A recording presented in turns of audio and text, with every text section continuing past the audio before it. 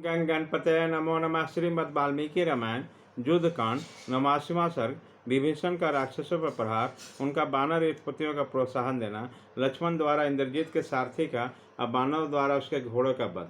लक्ष्मण और इंद्रजीत के दो मदमत हाथियों के बाकी परस्पर विजय पाने की इच्छा से युद्धशक्त होकर जूझते देखकर युद्ध के देखने की इच्छा से रावण के बलवान भाई सुरवीर विभीषण सुंदर धनुष धारण किए युद्ध के मुहाने पर आके खड़े गए। वहां खड़े होकर उसने विशाल धनुष को खींचा और राक्षसों पर तेज धार वाले बड़े बड़े बाणों को बरसाना आरंभ किया। जैसे ब्रज नामक अस्त्र बड़े बड़े पर्वतों को विदीर्ण कर देते हैं, उसी प्रकार विभीषण के चलाए हुए बाण, जिनका स्पर्श आग के समान जलाने वाला था, राक्षसों पर गिरकर उनका अंगों को चीरने लगा।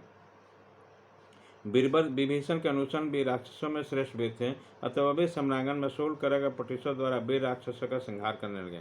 उन चारों राक्षसों से घिरे हुए विभीषण धृष्ट गजशावकों के बीच में खड़े हुए गजराज की भांति शोभा पाने लगे। राक्षसों में श्रेष्ठ विभीषण समयोचित कर्तव्य को जानते थे, इसलिए उन्होंने बानरों को, जिन्होंने राक्षस को वध करना प्रिय था, युद्ध करने के लिए प्रेरित करते हुए ये समय अनुरूप कहे, बानरेश्वरों, अब खड़े खड़े क्या देखते हो? राक्षस राजा अवध का एकमात्र सहारा है जो तुम्हारे सेना सामने खड़ा है। रावण की सेना का इतना ही भाग अवशेष रह गया है। इस युद्ध के मुहाने पर पापी राक्षस इंद्रजीत के मारे जाने पर रावण को छोड़कर सारी सेना को मरा हुआ समझो। वीर प्रहस्त मारा गया। महाबली निकुंभ, कुंभकर्ण, कुंभ, निशाचर, धूम्राक्ष भी काल के गाल में चले गए। जम्बूमाली, महाबाली, तीक्ष्ण, असिन पर, सुदिग्न, यज्ञकोप, राक्षस ब्रजदंड, संहर्जी, विकट, अरिग्न, तपन, मंद, प्रघास, प्रघास, प्रजंग, जंग, दुर्जन, अग्निकेतु, पराक्रमी रश्मिकेतु, विद्युजनी, द्विजन, राक्षस सूर्यजत्व, कंपन, सुपार्ज, निशाचर, चक्रमाली, कंपन तथा दोनों शक्तिशाली वीर देवांतक और नरांतक सभी मारे जा चुके हैं। इन अत्यंत बलशाली बहुसंख्यक राक्षसों श्रीमणि का वध करके तुम लोगों ने हाथों में तैर कर समुद्र का राक्षस पार कर लिया। अब गाय के खोरी के बराबर एक छोटा सा राक्षस बचा है, अतः इसे भी शीघ्र ही लान जाओ। बानो इतनी ही राक्षस सेना और शेष रह गए जिसे तुम्हें जीतना है। अपने बल पर घमंड रखने वाला प्राय सभी राक्षस तुमसे भिड़ कर मारे जा चुके हैं। मैं इसके बाप का भाई और इस नाते मेरा पुत्र है, अतः मेरे लिए वध करना अनुचित है। तथापि श्री रामचंद्र जी के लिए दया का तिलांजलि दे मैं अपने स्वयं भतीजों को मारने के लिए देता हूँ। जब मैं स्वयं मारने के लिए इस पर हथियार चलाना चाहता हूँ, उसी समय आंसू मेरी दृष्टि बंद कर देते हैं। अतः यह माँ बाऊ लक्ष्मण ही इसका विनाश करेंगे। बानरों, तुम लोग झुंड बनाकर इसके समयवर्ती सेवकों पर टूट पड़ो और मार डालो। इसी प्रकार अत्यंत राक्षस यशस्वी राक्षस विभीषण के प्रेरित करने पर बानर युद्धपति हर्ष और उत्साह से भर गए और अपने पूंछ पटकने लगे। फिर वो सिंह के समान पराक्रमी बानर बारंबार ग्रसते हुए उसी प्रकार नाना प्रकार के शब्द करने लगे, जैसे बादलों को देखकर मोर अपनी बोली बोलने लगे।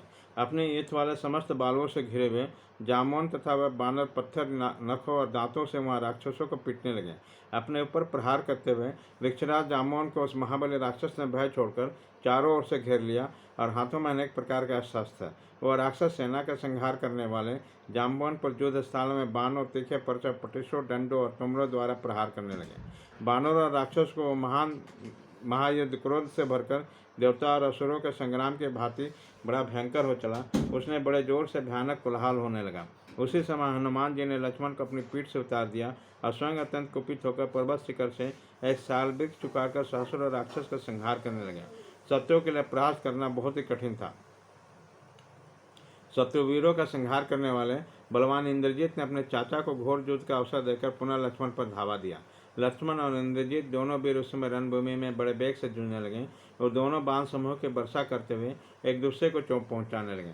वहां महाबली बाणों से जाल बिछाकर बारंबार एक दूसरे को ढक देते हैं, ठीक उसी तरह जैसे वर्षा काल में वेगशाली चंद्रमा और सूर्य बादलों से आच्छादित हो जाता। युद्ध में लगे हुए दोनों वीरों के हाथों में इतनी फुर्ती थी कि तरकस से बाण निकालना, उसको धनुष पर रखना, धनुष को एक हाथ से दूसरे हाथ में लेना, उसे मुट्ठी में दृढ़तापूर्वक रखना, कान तक खींचना, बाणों का विभाग करना, उसे छोड़ना और लक्ष्य बंधना आदि कुछ भी दिखाई नहीं पड़ता। धनुष के बेग से छोड़े हुए बाण समूह द्वारा आकाश सब ओर से ढक गया, अतः उसे साकार वस्तुओं को दिखना बंद हो गया। लक्ष्मण रावण कुमार के पास पहुंचकर और रावण कुमार लक्ष्मण के निकट पहुंचकर दोनों परस्पर जूझने लगे। इस प्रकार युद्ध करते हुए जब दोनों एक दूसरे पर प्रहार करने लगे, तब भयंकर अव्यवस्था पैदा हो जाती। क्षण क्षण में निश्चय करना कठिन हो जाता कि अमुक की विजय होगी या पराजय। उन दोनों के बेगपूर्वक छोड़े हुए तीखे बाणों से आकाश ठसाठस भर गया और अंधेरा छा गया। वहाँ गिरते हुए बहुसंख्यक अस्त्र और सैकड़ों तीखे सैनिकों के संपूर्ण दिशाएं अविदिशाएं भी व्याप्त हो गई। अतः सब कुछ आधार से आच्छन्न हो गया। बड़ा भयानक दृश्य दिखाई देने लगा। सूर्य अस्त हो गए, सब और अंधेरा फैल गया। रक्त के प्रहार से पूरा सहस्रों बड़ी बड़ी नदियां बह गई।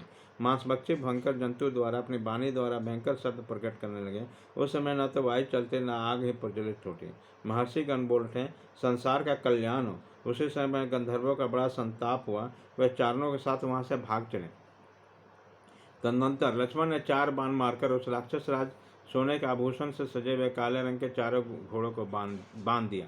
तत्पश्चात रघुकुल नंदन श्रीमान लक्ष्मण ने दूसरे तीखे पानीदार सुंदर पंख वाले और चमकीले भल्ल से, जो इंद्र के ब्रज की समानता करता था, जिसे कान तक खींच कर छोड़ा गया, रणभूमि में विचरते हुए इंद्रजीत के सारथी का मस्तक शीघ्रतापूर्वक धड़ से अलग कर दिया तथा ब्रजोपन बांध छूटने हुए हथेली सबसे अनुदातित होते हुआ सनसनाता हुआ आगे बढ़ा।